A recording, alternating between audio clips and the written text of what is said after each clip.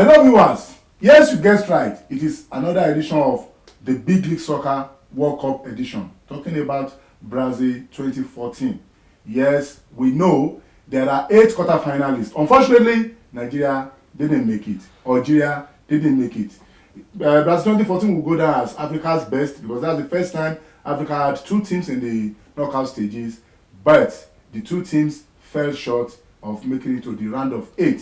The quarterfinal starts on Friday with France against Germany. Then host Brazil will entertain Colombia later in the day. On Saturday, it will be Argentina against Belgium, while the Netherlands will be facing the dark horses of the tournament, Costa Rica. My name is Kozim Elebede.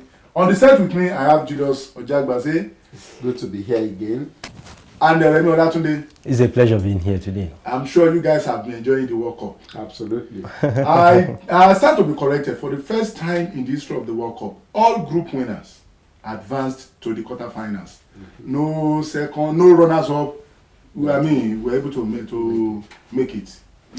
Is that a surprise? Well, I made a comment, and when I observed that too, I said, in this World Cup, there is no second best. And that is how it is in life.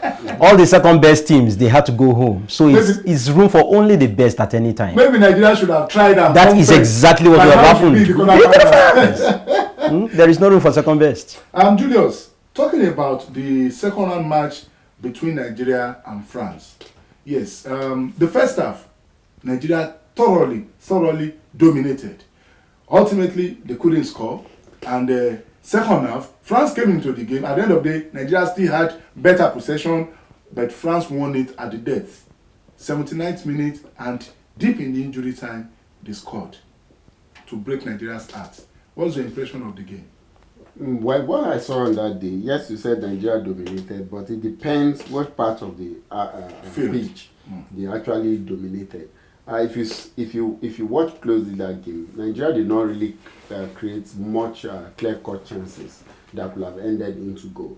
Now the French team were very cautious particularly because they know we have speedy attackers, which could cause problem for them if they push too hard.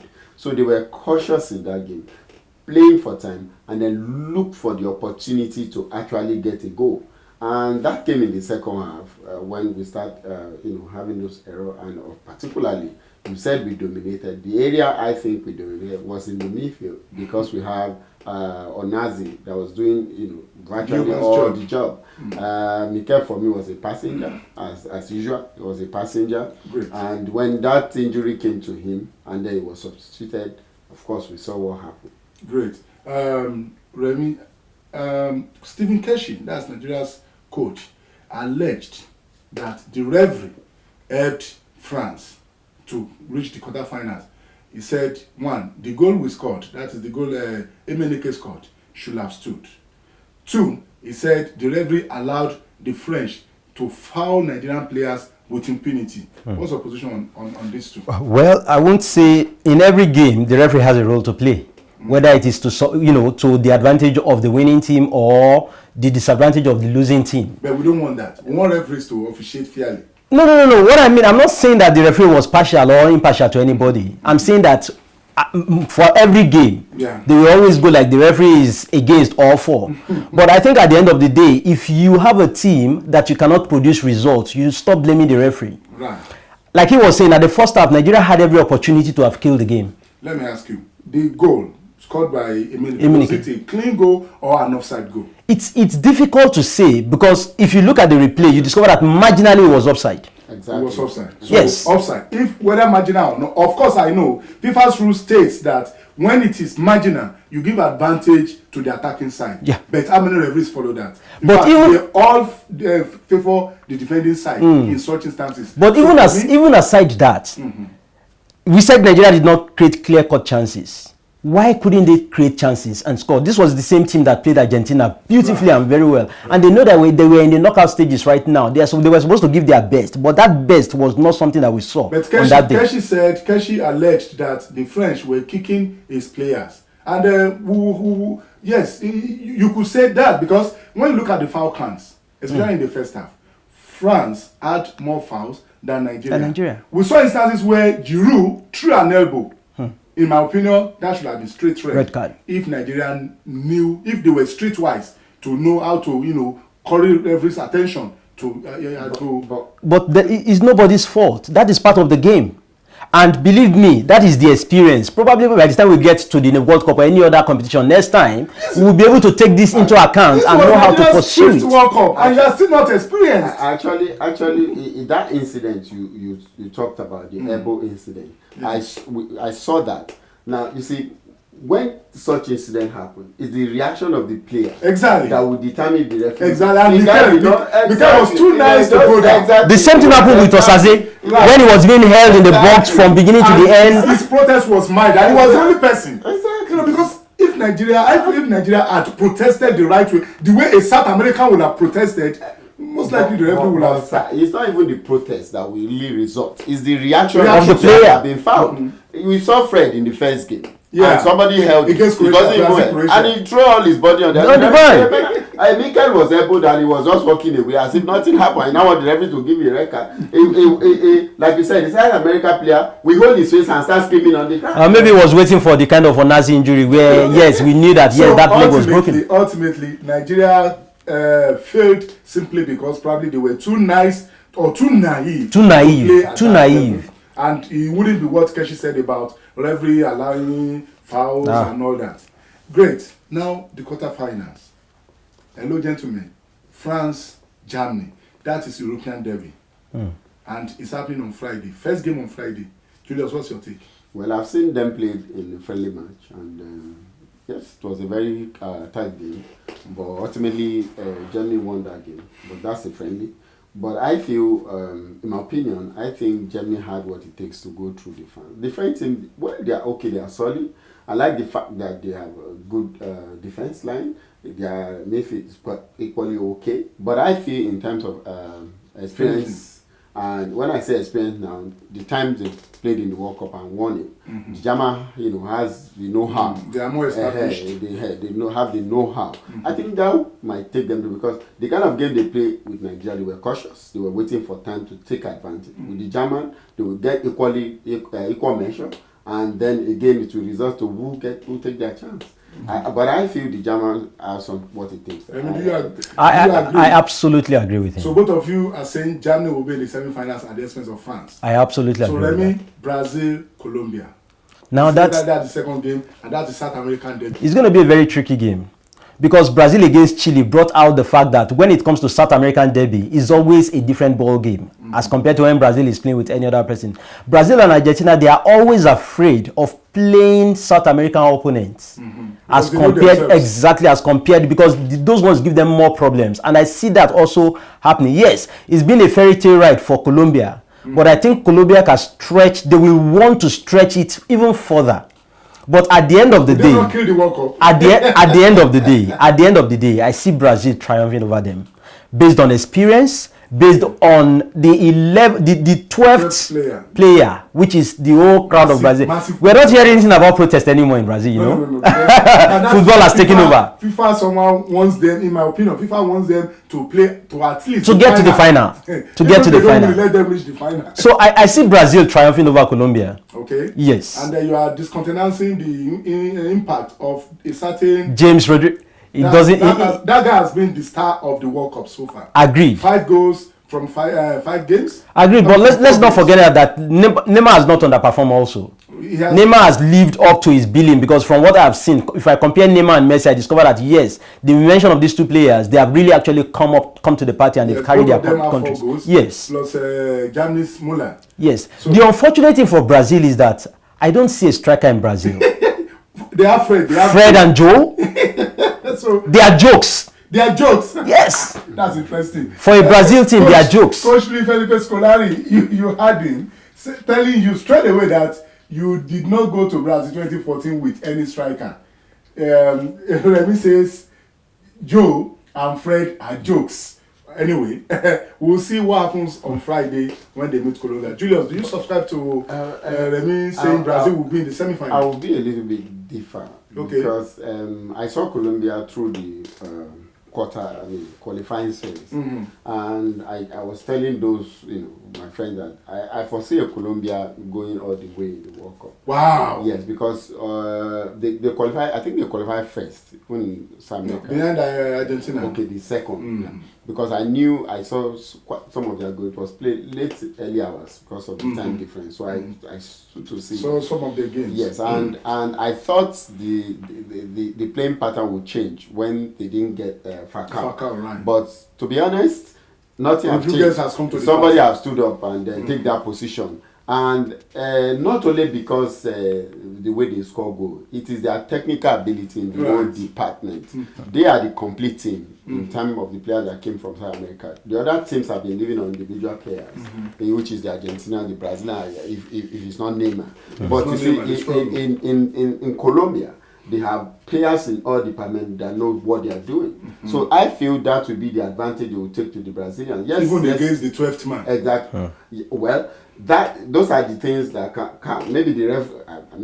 This might not be true, but I just feel maybe like we saw the first game Brazil against Croatia, and there's somebody that was taking the play, which is the center man. I don't know if such will play again, but on playing the game, playing level Colombia have edge over Brazil in terms of the player and quality they have. Okay, so Remy says Brazil in the semi-finals. Julius says it is Colombia. We'll see who is right. Just on Friday, all these things will come to the fore. Yes, the next quarter-final, that is Argentina, Belgium. Belgium, rightly, could be described to as the dark horses of the tournament. So we have 2 or even 3 dark horses. Belgium, Costa Rica, and Colombia. But for me, Costa Rica wins it by miles. Because, nobody expected them to even get a point from the group. They topped that group. And now they are in the quarterfinals. We have England, we have Italy. Past winners. Winners who had won the World Cup at least 7 times combined. Against a team that had never reached the quarterfinals. But now, they are in the quarterfinals. So, but let's talk about Argentina, Belgium first. Julius, what's your take? Argentina against Belgium. Well, I think somewhere the Belgian team actually because of the age, I think they have. Let's say they have a good players right now playing in Europe, and that has really played a good part in the way they have performed. But in my opinion, they have underperformed. Even Argentina too. The 2 teams have underperformed. Well, when I mean performance, and Julius, their second round matches were stretched to extra time. They needed extra time to win the matches. When I mean perform, they're in this stage. That's what I mean. At least they've gotten to this stage. Certain Italians have not gotten there. So that's what I mean. They've got. They are not throwing stones. Yes. So there is a certain Giorgio Chiellini watching this program. He will not be happy to hear that. Well, that's the fact. But at the end of it, I think by and large, Argentina will still carry because they still have a genius in their midst. Yes. And yes, when you have a genius in your midst, some days like the match against Iran, it took a genius to get, Even their second round match, it was Messi's pass that was finished by Di Maria. Okay, it took a genius again. Like the Belgian team, they have one in their rank, but he has not come to the party. Which is Eden Hazard. But for Messi, I think was he overused by Mourinho? It could be. It's a little bit fatigued because of so many games he has played prior to this time. But I see Argentina going through. Okay, Tunde. Do you agree? Unfortunately, you guys have said it. For me, I won't even be concentrating on Argentina. Because if I'm going to give it out at the end of the day, I'll say they will go through. But Belgium has been a disappointment in this tournament. Given all the quality that they have, and they had their players, the easiest group on paper, the easiest group, the easiest games. You understand? Even the last game they played against USA, it was something that if we call them dark horses, they were fortunate to have qualified. Exactly. Because the expectation we had was that they were going to overrun all the teams that they're going to come across. But Remy, let's not hit them too hard. All the second round matches, all the 8 matches were very, very close. Probably you could say Uruguay, Colombia, except that the other 7 were very, very close. So on that ground, very close, but theirs was the most boring. Well, goalless. But Argentina too was goalless during 90 minutes. So you tip Argentina to go through. Argentina will go through. The last quarter-final match, that is the battle of the giant killers, Costa Rica facing the Netherlands. Some people say they are the that causes to win the cup. That of all the, if you remove South Americans, they say Netherlands is the team from Europe that could win that cup. I feel it is France, but I'm not going to argue with anybody. So Netherlands, Costa Rica. Well, we have always said that Costa Rica they were an unknown quantity. Yeah. But now they have been known. So no element of surprise again. Looking at them and looking at Netherlands. I know that Netherlands, they have the quality, they have the strength, they have the experience. Yeah. But at the end of the day, I see this Costa Rica team as a team that might go all the way. Really? Yes. That would be an incredible story.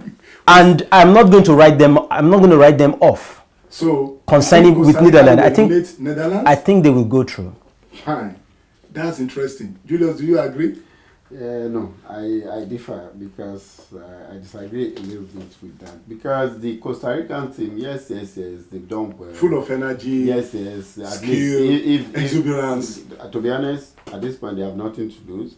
If they have won the World Cup already. Yes, if they go out now, at least they will welcome them as heroes in their country. Yeah. So in that case, I think they themselves, they know they've done the best they could. But against the Netherlands that want to make corrections for the last World Cup. Not even the last. For the past World Cup. They've been to the finals 3 times. Exactly. For the past 1974, 1978, 2010. Exactly. So they're probably the only team to have reached the finals 3 times without having winning. Exactly. So for the past mistakes, misfortunes, you could say they want to make amends. And the fact that if you watch the game against Greece, Costa Rica, for me, the Greece team, they are not clinical. If they were clinical, they should have taken that game because Costa Rica should not get here. But that's another story. But for experience, player to player, on the day, the Netherlands will win the game. And interestingly, the match is evening kickoff, which should be an advantage for the Netherlands. If it had been afternoon kickoff, it could have been tough for the Netherlands. Yeah. So there you have, viewers, our panelists have named their 4 semi-finalists. In other words, the 4 teams that will win the quarterfinals. Let us know what you think. Please post your comments and don't forget to subscribe so that you can compare notes with our erudite panelists. This is how we end this half of the show. The program is still Big League Soccer. We'll go for a short break now. Join us on the other side.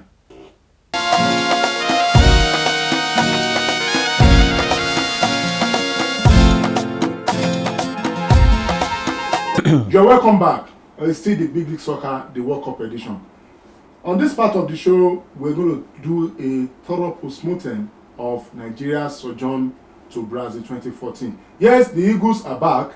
They made it to the second round, the 3rd time in their history, in their 5 sojourns, and the first time they will be doing that in 16 years. Will they return home as heroes or not? Do you think they underachieved or not? Just post your comments. Rest assured I will be interested in them. But there are other issues that we want to take a look at. One, Stephen Keshi, that's the Super Eagles boss. He says his contract has expired or terminated on the day Nigeria lost to France. Julius, do you think Keshi should be retained by the NFF? I think he should be retained. In my opinion, he should still, lead the team. If for nothing, the fact that we are still the African champion, talking about the Nations Cup. And Nations Cup starts again in January. Qualifier starts very soon. Exactly, commence very soon. So I would think we can still, keep him there. Let him still, guide us to that tournament. If possible, let us win the Nations Cup. That's if he wants to continue. If he wants to, but if he does not want to, right. For every person that doesn't want to, there must be reasons. Because he said because I was reading it, I said if he want, it will be on his time. So there might be some issues that we don't know about that would have made him to say that. I read in the papers where Keshi said if he has to leave the Super Eagles, will be in his own time. So in that time, I feel. Remy, please, I want you to come in at this point. Should it be on Keshi's terms or should he come in agreement with the NFF? I know NFF cannot say they've given him everything 100%. He would definitely make some demands, but should it be entirely on his terms? I really don't think so. we don't know what has transpired in the past. For Keshi to boldly come out and say it's going to be on my terms, perhaps there were things that he had been promised before now that were part of the terms of his, being employed that weren't provided or otherwise. Because if there is nothing there, he won't just come out and go like it has to be on my terms. You understand? So I think there are some things that are hidden to us, and he is already making this known gradually for the public to understand that if eventually I do not accept to continue with the national team, is not because I don't want to, but because of the fact that there were promises that were made that were not kept. Okay, fine. Will you want him to continue on the job? I think it's our best bet.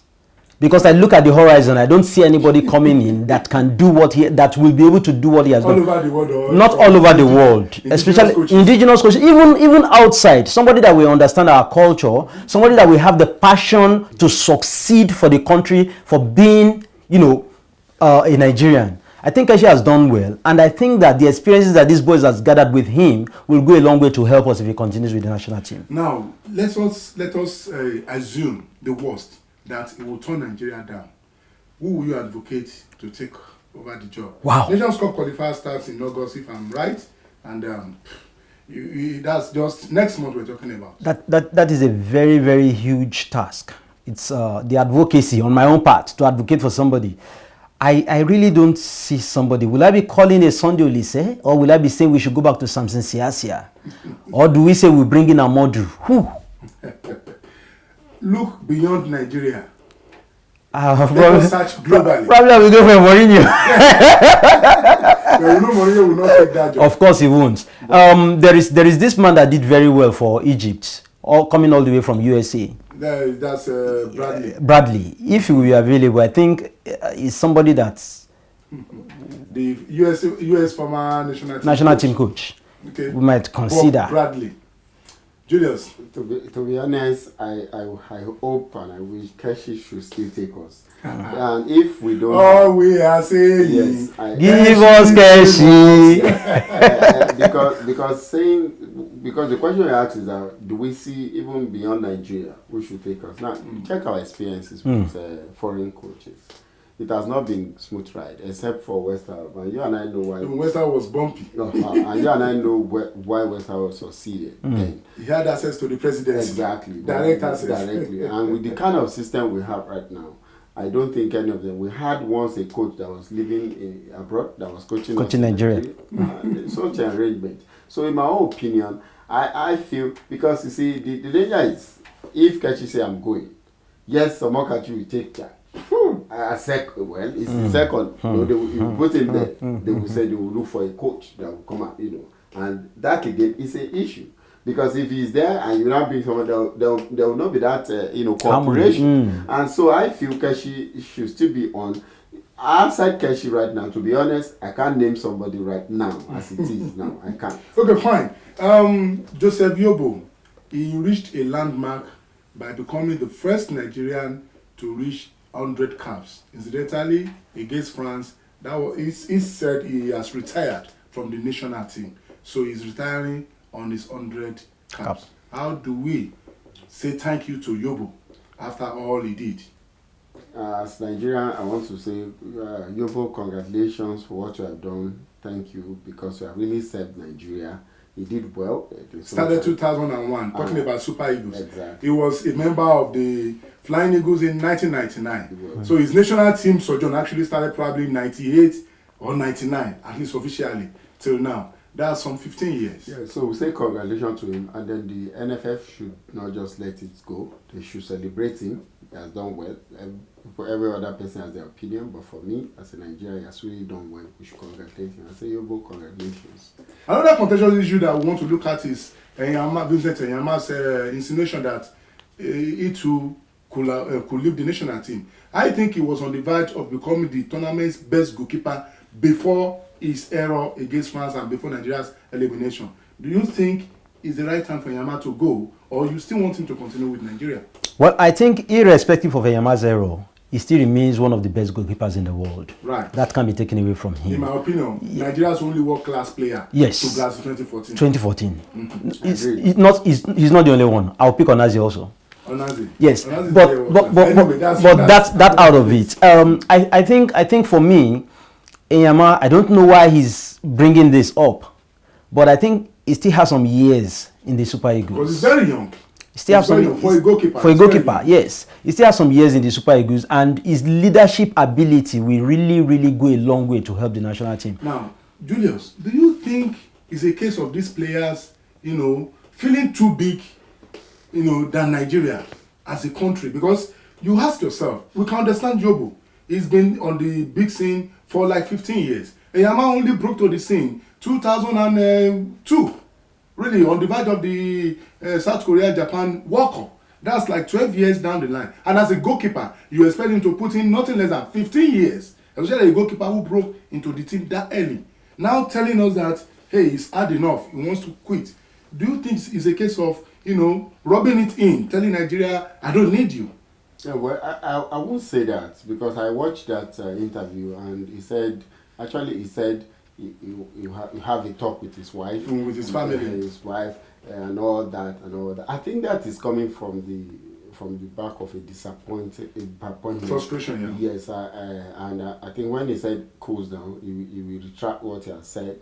Hopefully, because I feel he was a little bit disappointed in his performance, like you said, in that game. He made some few errors, and I don't know what have been said by others to him. Some people could be picking me as blame for that. So But that it happens in a team game. Yeah, it's normal. So that could cause a outboiling that makes him to make such statements. Okay. But for me, I must, like you said, he's still young. He still have some good days to give Nigeria in terms of goalkeeper. Like goalkeepers say even in the game, Right. doesn't play.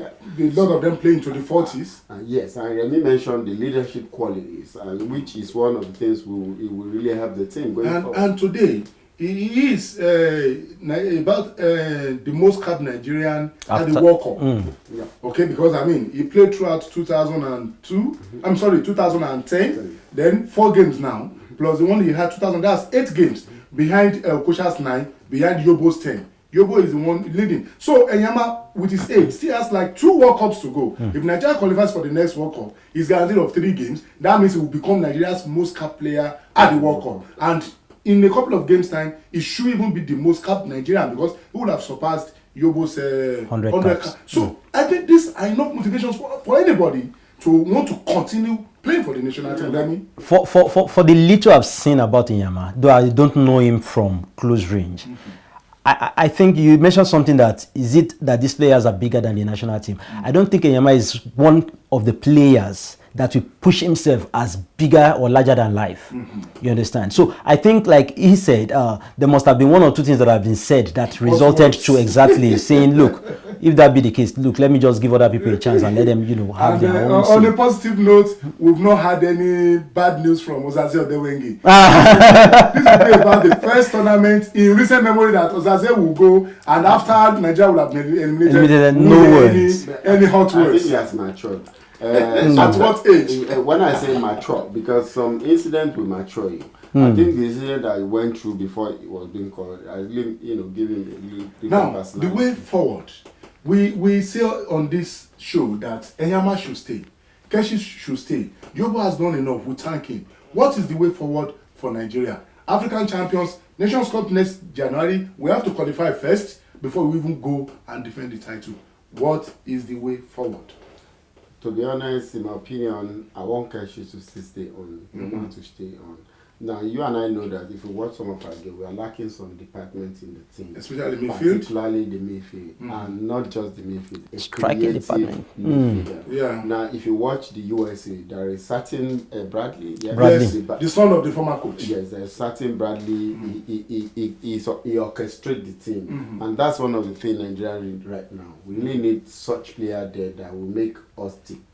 And again, maybe the left back, we still need a player to really come there. I don't think we have a bad team. We just suffer in certain departments, Areas. which if we could just keep that team and really have a good replacement, Nigeria would not only win the Nations Cup, I still see us qualifying for the World Cup and see, representing Nigeria. I mean, one of the setbacks that could befall Nigeria if Keshi leaves is that we'll begin again. Because the new coach coming in will just dismantle any little gains we will have made from Brazil 2014. True. Now, will you advocate for Keshi to just go on with this team and then make some alterations, additions when necessary, or you want him to dismantle the team and begin again? There is no point dismantling the team. Like he has said, I think we have identified the areas where we lack. Okay. And all we need to do is to infuse new players in these areas that will help us. We are looking at 2015 Nations Cup, but I'm even looking beyond that. I'm looking at Russia 2018. Yeah. And the possibility of Nigeria doing very, very well, not just qualifying, but doing very well. Before then, yes. And that gives us enough time and enough room. I think it's about time where we had an under 17 that won the World Cup, and everybody, it was a round of applause all over the world. Right. I think it's about time, like, we take a cue from even the Europeans and other people, South Americans, and begin to introduce these young people into this team and let them grow. So that Mexico did it. France did it with Thierry Henry. Look at Pogba. And even Pogba. Pogba is playing at the world stage, and everybody, they are putting 60 million pounds on him. Yeah, about the best midfielder in the world in his position today. How many Nigerians that played that same tournament? That could are there? Of such. So you have said something very, very good now. I mean, we just won the World Cup at under 17 last year. So the chance to blood these guys in is now. And we had quality players. I agree with you. Because so the way forward will be to blood these guys into the national team, qualify for the Nations Cup so that they have tournament experience. By the time they play 2 Nations Cup and we even qualify for Russia, we are getting to the World Cup with experienced players. Great. So viewers, this is where we want to end it. We have had our verdict. The way forward for Nigeria is to blood in the world conquering under 17 with the good players that we have in the current Super Eagles now, so that they could go as a very formidable force to the Nations Cup next year, and 2 years after, that is 2017, before storming Russia for the World Cup, when hopefully Nigeria will break new grounds by qualifying, going beyond the second round. Who knows? We might even go all the way.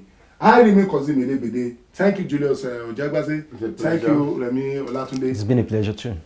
Don't forget, you can also post your comments and tell us what you think should be the way forward for Nigeria. Till we meet again, bye for now.